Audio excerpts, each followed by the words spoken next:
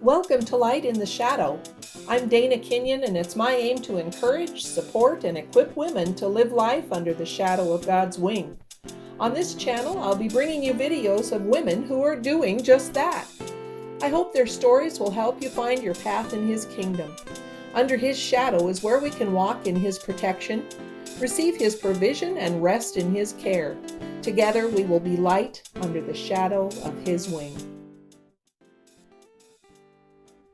Welcome back to my interview with Courtney Williams.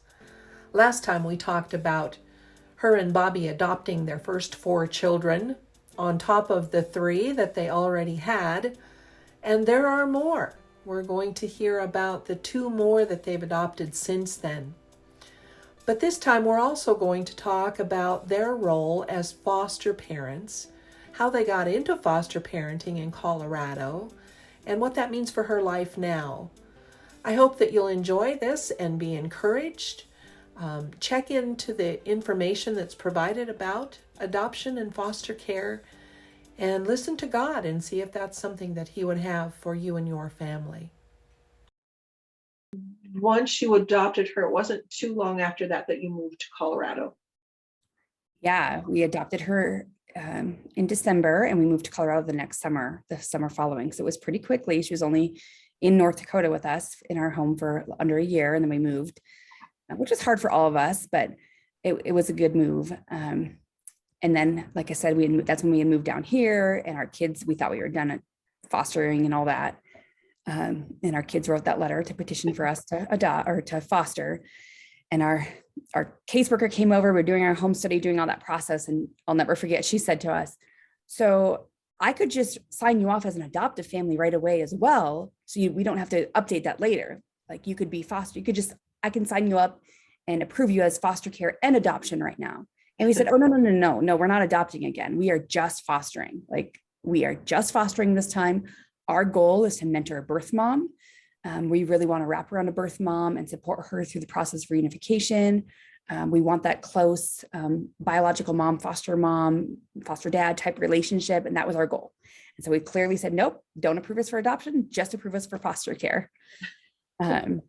Crazy.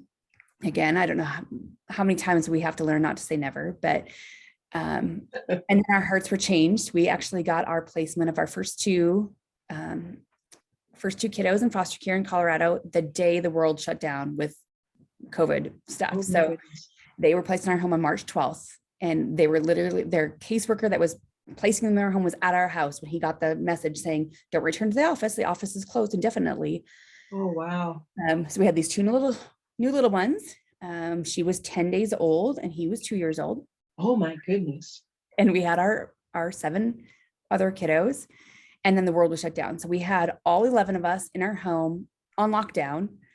And our hearts were quickly changed not towards we were wanting to adopt these kids, but just being open to whatever God has in a sense.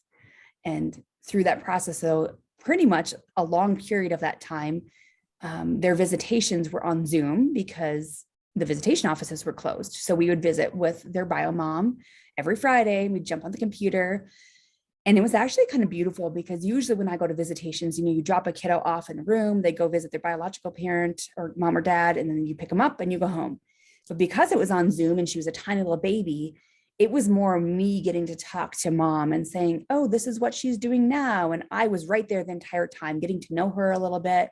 So I felt like my relationship with her grew way quicker than any other relationship I've ever had with a biological parent before. But sadly, her rights were terminated last July, which was really hard to walk through. We sat there at termination court, and Bobby and I were just sobbing because we listened to the courts going on and on about, you've done this and you've done this and you've done this, almost like just they were reprimanding her, but telling her pretty much how horrible of a person she was. And we've gotten to know her now over this time period, and we realized she's made some bad choices and she has some bad addictions in her life, but she's a beautiful human being and she loves her children. So watching those rights be terminated, it was, can't say as hard for us as it was for her, but it was really hard to walk through that process. So her rights were removed and we did agree to adopt them.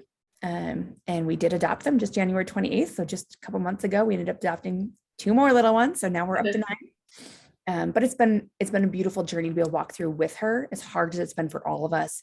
I'm glad that I have that relationship with her. She has a new baby, and that's the first question people ask us all the time. She's got a new baby. Are you gonna be up to 10? And my answer is maybe, but I hope not. I mean, I hope she gets to keep this child. I hope that I can support her, that we can show her love. And I mean, maybe even God's, maybe she can come to faith. But even if not, hopefully we are wrapping around her enough that she can keep this child and parent this child that I know she loves without a doubt.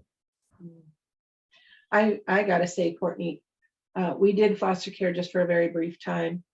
And I have not been super involved with that, just a little, but I have never heard anybody with a heart for reunification like I have you. And God has put that in your heart as such a major thing. I was listening to something the other day, I don't even remember, it was a podcast or something where they're talking about children being hardwired for their parents. It doesn't matter what that parent does. The child still wants to be with that parent, abusive or not, or whatever the situation. And for foster families to understand that and be looking toward that as the ideal. It doesn't always get to happen, obviously, but that is the ideal. And so I certainly appreciate that about you and how God has taken you through that journey concerning those kids. So here you are now, more adopted children than bio children. What are some of the difficulties with that now? Yeah. I would say day to day, the difficulties are no different than any other family, right? Like the typical day is very typical, but then we have the days that are very, very hard. And it goes back to kind of what you were just saying. We have 6 children in our home who I think for the most part trust in God's sovereignty, that they are placed in our home for a reason, for a purpose, for God's plan. But that does not take away that heartache. That does not take away the pain. That doesn't take away their love for their biological families. And so in all that, it causes a lot of hurt from all of us, to all of us. There's a lot of trauma. There's a ton of trauma in the stories of pretty much all my children now. And they have to live with that and deal with that. And we have to try to parent them in a certain way that meets their needs. And their needs are all very different. Trauma is something that affects most, not all, most foster and adoptive kiddos pretty significantly at one point or another, especially if they have had, multiple placements, multiple loss, multiple homes, all that stuff. But one thing a lot of people don't realize is there's trauma even in the infants. Yes. I mean, our Addie was adopted as a baby, and a lot of people, us included, we wanted that healthy little baby, right? We wanted that from the get-go. And people often will say, I'm going to just adopt a baby because it'll be easy, or I won't have these issues. And that's so false. Yes. And science is proving that over and over and over again. The way God has created us as human beings, even in the womb, to connect with our biological mother, and that connection, how deep that is in the womb, is astounding. It's crazy. I mean, only God could create that. And even a baby that's removed from birth, there's trauma there. And there are, like you said, that connection of always wanting that birth mom. There have been studies of babies that have been removed from birth and then away from their biological mom for months, and then placed back in a room, or where they hear a recording of the voice of that mom, and the way they've monitored their heart and their reaction, they know that voice. Oh, wow. So it does affect babies as well. Just again, looking at the trauma of our kiddos, it's I shouldn't say our pleasure. We're glad that God has chosen us to walk through it with them, but it's been very hard. And then just dealing with other people not understanding trauma. I think that's probably even the bigger thing.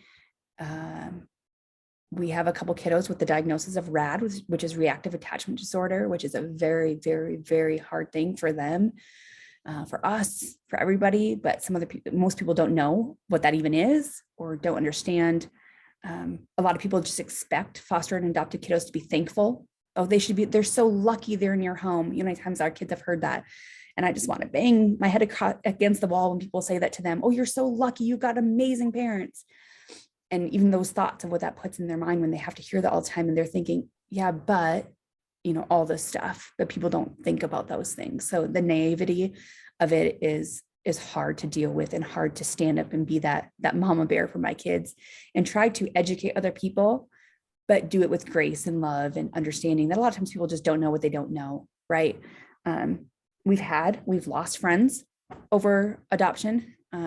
Sadly, I wouldn't say lost them completely, but it does put a wedge there when we've had families who we used to do a lot of life together, and then we go through some hard things, or we adopt an older child, and then they're all of a sudden, in a sense, afraid of our family. They're afraid of our kids.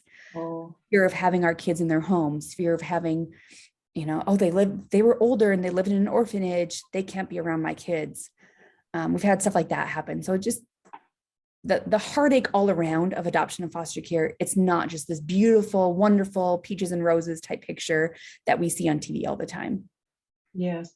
Do you think that is even harder when it's an international adoption where you've taken them completely out of a culture? Do you think that it adds to that? Yeah, my husband and I would actually go as far as to say we are not against international adoption. We have three international adoption in our home, but we really, really, really believe that the churches should be supporting, like Ethiopians should be adopting Ethiopians first. That should always, if we can get families to stay in their biological families, of course, that's best. And then the next best is within their own culture. So we kind of feel like international adoption should be a last resort. That's our own beliefs now after going through this. And the more we know, the more we're educated. That's where we land at this point. Yeah. Yeah. Well, you've told us some of the struggles that occur. What about some joys of adoption? What are some of the joys that you've experienced? Oh, there are so many joys. I love that fostering and adopting has taught our kids to be compassionate. I had a teacher look at me one day and say, I've had so many kids throughout the years, and these two of yours that I've had back to back are just so compassionate. Like they have a compassion for other people. How is that? What are you doing at home?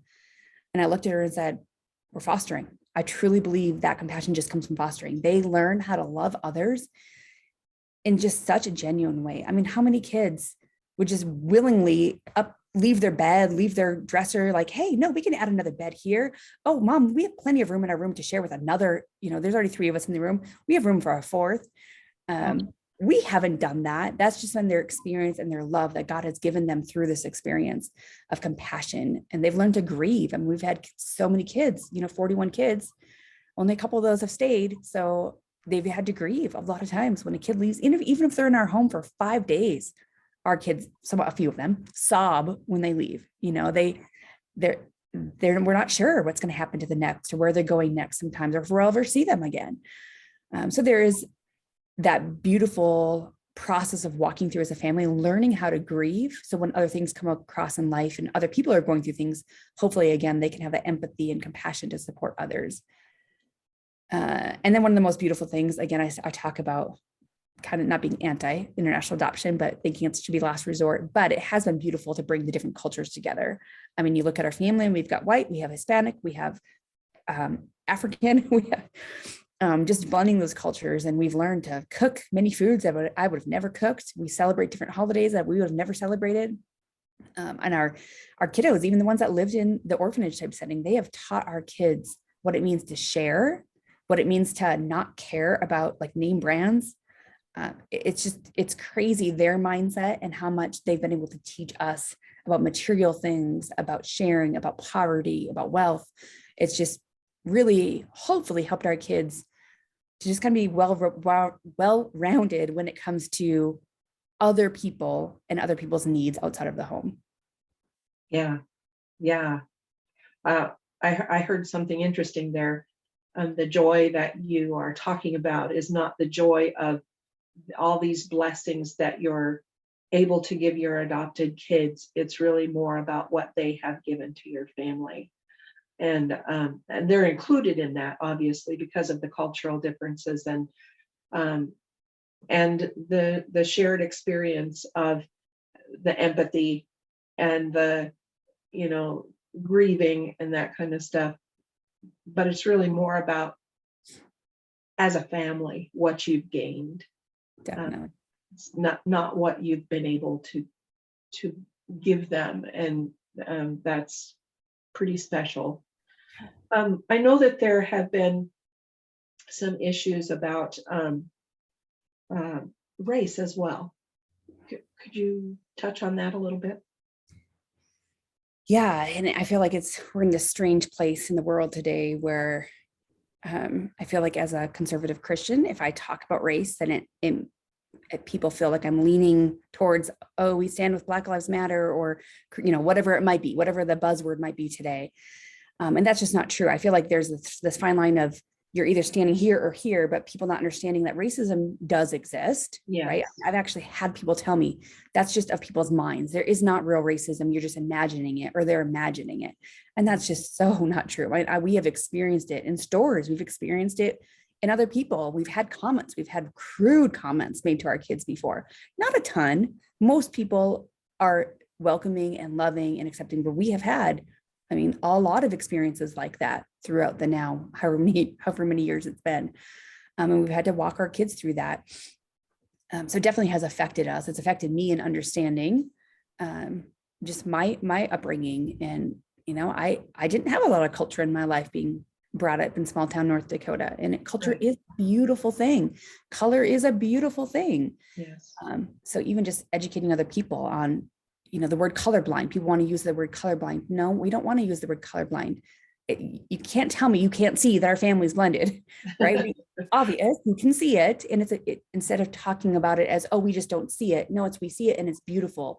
We see it and, oh, tell me about your culture. Tell me about your heritage. Like getting to know people and truly welcoming them in and seeing it as a beautiful thing rather than something we have to ignore or push aside is just something we've completely been transformed in our vision towards, and our experiences as well. Yes. Yeah, I remember hearing a conversation one time. There was a girl, it was a bus, actually, it was a school bus trip.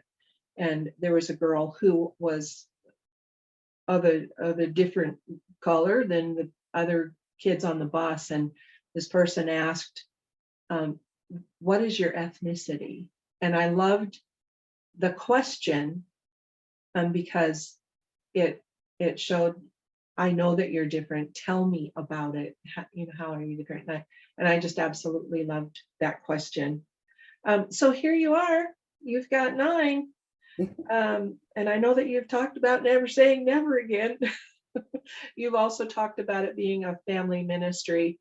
Do you see yourself adopting again, or are you hanging in there with the foster care? What's the plan? Yeah, like I said, we'll never say never. We are still current foster certified family in Colorado. They have us go on a year break after we adopt, and we can do respite short-term care. So we're doing short-term care for the time being, but we definitely will jump back into placements once our year is up. We just bought a family farm a few months ago, and we are just kind of our vision of our farm is to be a healing place for kids as well. We really believe in animal therapy. We believe that animals and the outside nature does a lot for our souls and creation and being close to God through his general revelation. And so we just want to be a house that welcomes kids in, and I foresee us welcoming in a lot of short-term placements or kids that just need a break, that need to come to the farm for a little while and be around animals. So we'll never say never. Will we adopt again? I'm not going to say yes or no because I really don't know, but we really do want it to continue to be a family ministry that we just, again, live with those arms wide open. And my husband calls it the interruptible life. We want to be willing to be interruptible at any moment. We don't want to say, no, and just there might be a time where we feel like God is telling us and God has for us to shut down those doors. But as of now, we don't have a reason not to. So we'll continue to. But yeah, I foresee it being a lot more short-term care or younger kids. You know, our heart really is in the youth, the heartbreak of youth aging out. One hard thing for our family right now is we have chosen to homeschool. So we homeschool our kids, and you can't homeschool foster youth, foster kids. And so one of the hard things is having kids in our home that have to go off to school. We had that actually, even when I was teaching in the small Christian school, we had a foster placement of a little girl that wanted so badly to go to school where our kids went to school, and she would cry. And, you know, when we had to go drop her off elsewhere. So we try when any kid comes into our home, we want them to know that they belong. We want them to know that we are going to accept them no matter what, that we're safe, that we're loving. But we want them to feel like they're part of us. We don't try to treat them any differently. If we go on a family trip, they come with us if it's allowed. You know, we just try to wrap them around and just, you're part of the family. So it's hard for us to see kiddos that would have to go to school outside of our home at this point, but who knows? We're open to seeing what God has for us. Yeah. The whole idea of that farm, though, sounds like a beautiful plan to incorporate them into the family and the operation of the whole thing. That's amazing. So after you moved to Colorado, you actually took a job in the foster care realm. So tell us a little bit about that. Yeah, it's been a fun journey. I never thought again that I wasn't looking for a job. We moved down here and I'm homeschooling, and you know, life is busy with now 9 kids. But we've always had like that heart in North Dakota at our church there of just opening the door for other people to know about foster care, to know about adoption. And so when we moved down here and joined a church, it was kind of the same thing. We started having people ask us questions. And so we asked our pastor if we could host like a get to know foster care, get to know adoption night at our home. And of course he said yes. And so I started, you know, putting together like what I would typically have done in North Dakota, but I realized there's a lot of things that I didn't know because Colorado is so different than North Dakota and the process and the laws and all that stuff. And so I started just researching, like, how am I want to make sure I'm giving these guys factual information. I can share our story, but if they want to take next steps, I better know what those next steps are in Colorado. And in my researching, I stumbled upon Colorado Kids Belong. America's Kids Belong is the national organization, and I had used some of their stats and information back in North Dakota, but didn't have a state chapter. But I was just kind of using some of their things. I'd heard of them. And so I reached out to Colorado Kids Belong, and the state director asked, she said, well, I'll just come up and have coffee with you. We can go through. And she gave me all sorts of great tips and information and things that I didn't know. And shortly after we hosted that night at our house with other people from our church. And then about a couple months later, I received an email from her saying, hey, I have a job opening and I feel like this would be a good job for you. I feel like you should apply. Would you consider? And like I said, I wasn't looking for a job. So it was a pretty big decision for us. Just like, do I have the bandwidth to jump on board, you know, with another thing right now?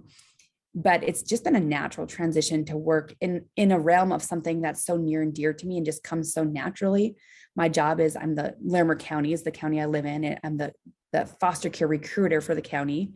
And then I put together the work, it's called I Belong Project, which are the videos of kiddos in our county that need adoption. I oversee those videos and help recruit for those kiddos to get an adoptive home. So my job, it's a job, but it doesn't feel like a job. It feels like just my life. It's just part of us. So it's what you do. I do. Yeah. And I love it. Nice. Now you do a lot of like church engagements and speaking there. How does that work? Yeah. So I'll try to reach out to churches that either already have like a ministry in their church or don't have it, and just try to engage them. You know, my big thing when I work with churches is not me coming in and doing the work. I don't want to do their work, but I just try to educate them, encourage them, support them in any way that I can for them to get something going, whether that means hosting the info night. I'll come do the info night and come talk to your church about the next steps, about what foster care needs are in our county, about what adoption looks like in our county. I encourage them to do support groups within their church of their foster families, foster and adoptive families. I also encourage them to wrap around their foster and adoptive families, because we have just seen, like, again, that education piece that's missing sometimes with church, you know, even great Christian friends that just don't get it.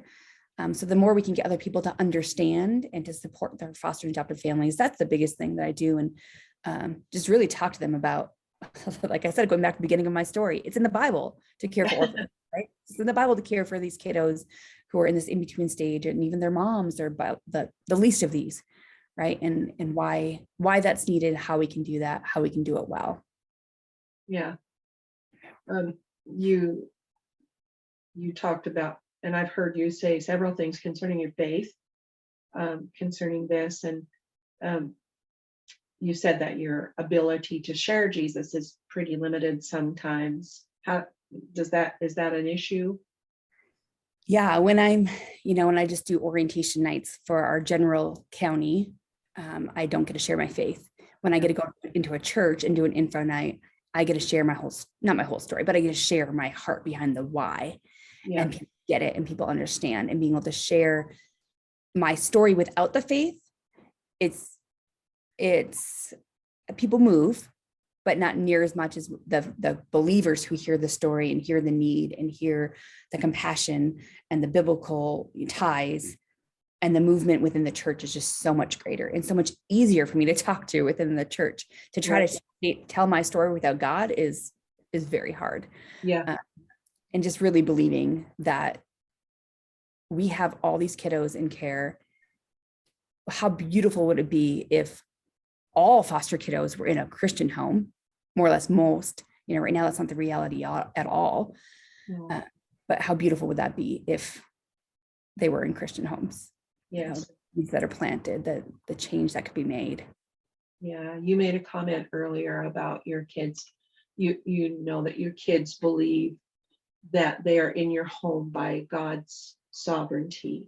And it sounds to me like you have taught them about God's sovereignty because of that. And so, yeah, that would be such a huge thing for children to learn, foster children who are going through these incredibly difficult times, to learn that there's a good God, a loving God, a sovereign God who's in charge of it all. And yeah, that would be beautiful. You talked about the nationwide shortage of foster parents. Expand on that. Yeah. So, and especially even right now, I know statewide for sure, and I would say nationwide after COVID, there's a decline of foster homes. So there's a nationwide shortage. In our organization, we kind of look at three circles, and we look at the heroes, which are the foster kiddos. The healers are the foster families that wrap around them. And then the helpers are those that are helping those foster families to sustain themselves. I mean, statistics show over and over again that 50% of foster homes quit within the first year or after the first placement. I mean, Wow. that's a ton. And then we have to recruit new families. But if we can have people wrapping around them, churches wrapping around them and supporting them so they can sustain themselves and keep going, I mean, what a beautiful thing. And just the statistics, I mean, nationwide, 400,000 kids in foster care. Wow. And 100,000 kids waiting to be adopted. It's just overwhelming. But then you look at the number of churches, and I hate being so statistical, but it's you look at the number of churches. I actually just Googled it because I want to make sure I give you the right number. There's 380,000 Christian churches in the United States. Those are churches. Those aren't Christians. Those are actual churches. So it's pretty much one child in foster care per church would be all the kids in foster care. Man. But then think about those kiddos that need to be adopted. I mean, I truly believe the church is the answer without a shadow of a doubt. I truly believe that. Foster care actually started within the church, and now government has taken over. But I feel like we could rise up and be the church, be the people that are wrapping around. And then a big part of that truly is that reunification. If we, sometimes I feel like one of the negatives that I see most often in the church when it comes to foster care is if we are not careful, we get that savior mentality. Like we feel like we're going to save these kids.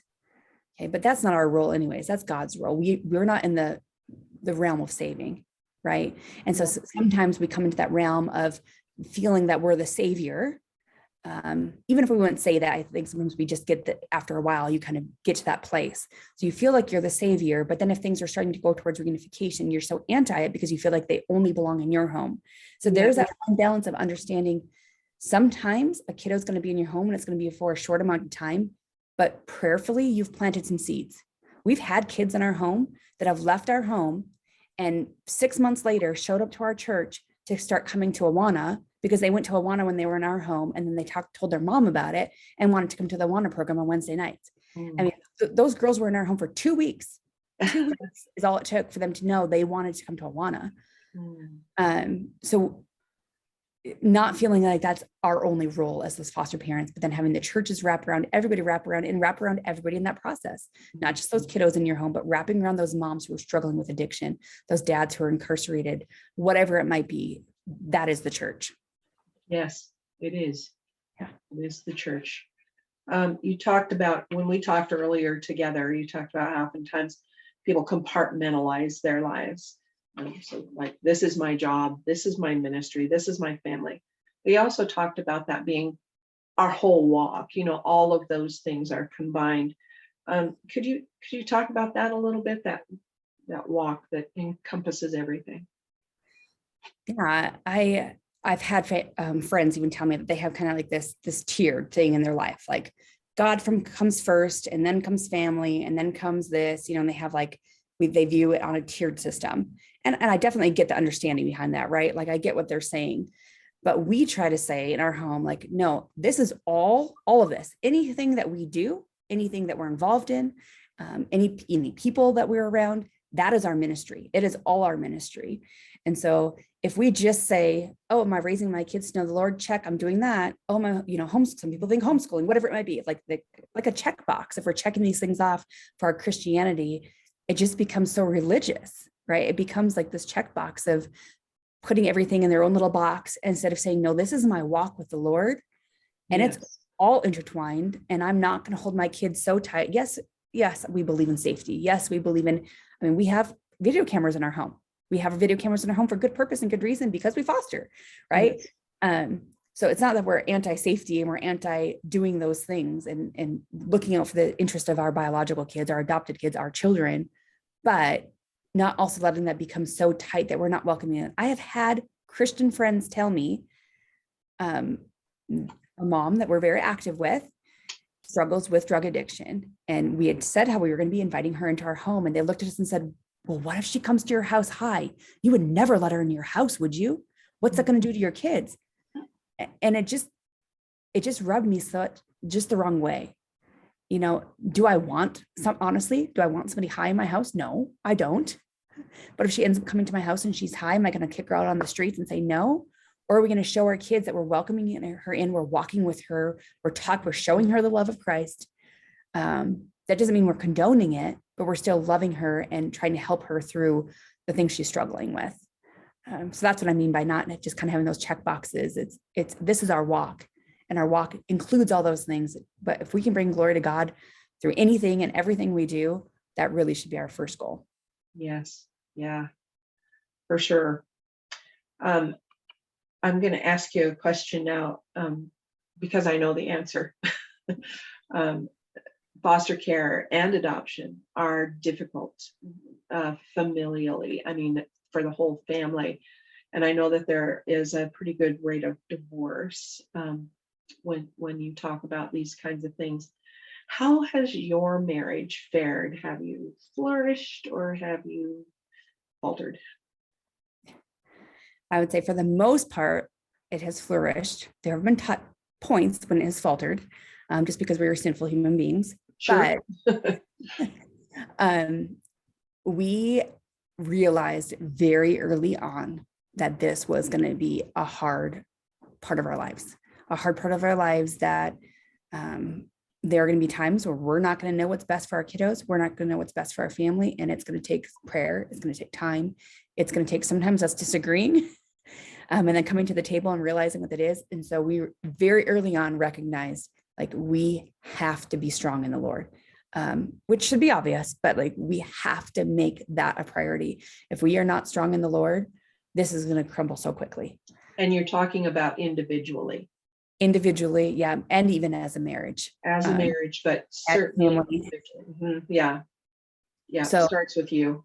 I do not do it perfectly, but I have my time in the Word. I have my time with God. I have my time with my husband in the Word and us praying together. We have our time with our children. We do devotions pretty much every single day, talk and pray and do worship together.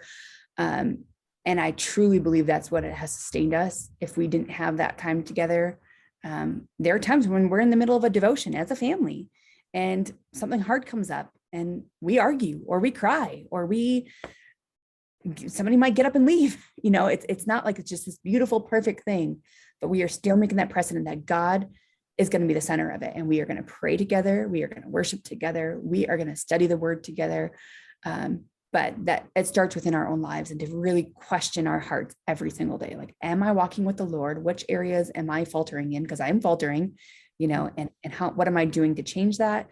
What am I doing to let my husband hold me accountable in the ways where I'm faltering, and vice versa? That humility is so key, I think, in any marriage, but especially when you're going to be welcoming in some hard stuff. We have seen a lot of relationships fall apart and crumble after fostering or adopting. Yeah. You talked about holding each other accountable. That's key. That's a key thing. And having your own, making sure that your own walk is consistent and steady.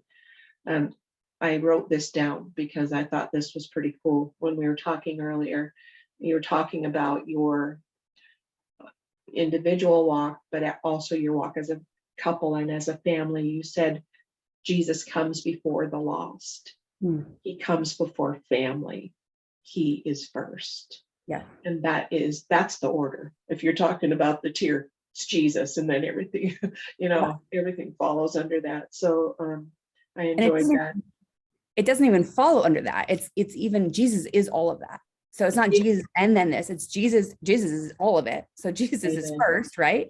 Yes. But then as a family with Jesus, our relationship with Jesus, our work with Jesus, our relation, all of it. If there's not the with Jesus there, it's gonna crumble. Yes. Amen. That's true. So Courtney, when your time on earth is done, what do you hope that you have conveyed to all of these kids who have come through your home? Oh, again, I hope I convey Jesus's love. And maybe that doesn't actually mean they know Jesus' love, but they feel something different in our home. I want every human being that comes in our home to feel like they are welcome, that they are loved. And like I said, those little seeds, if those kiddos in our home for a short amount of time or a long amount of time, I want them to feel something within the Holy Spirit that's nudging them towards Christ. And hopefully, like I said, sometimes we will have no clue. Some of these kiddos that were in our home 10 years ago that I have no clue where they are, but how amazing if some of them are walking with the Lord, and not because of anything we have done, but because of the presence of Christ in our walking with the Lord, and they feel something different, they see something different, and they know that they are valuable and they are loved. That's really what I want. Nice. Absolutely. Courtney, thank you so much for joining us today and being vulnerable with your story and sharing with us. The people who hear this are going to be blessed by this, hopefully encouraged and challenged in their walk with Christ. And hopefully it will inspire people to begin to foster and adopt and to be the church to the foster community, if you will. So, but thank you so much, and God bless you. You too. Thank you.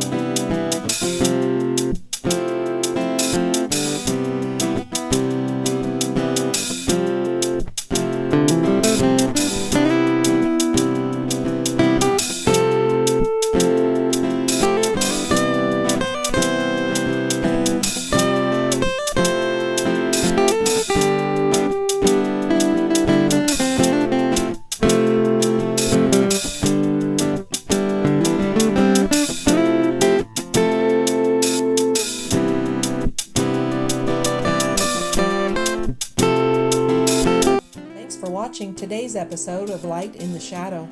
Be sure to subscribe to this channel so that you can watch future videos. God bless.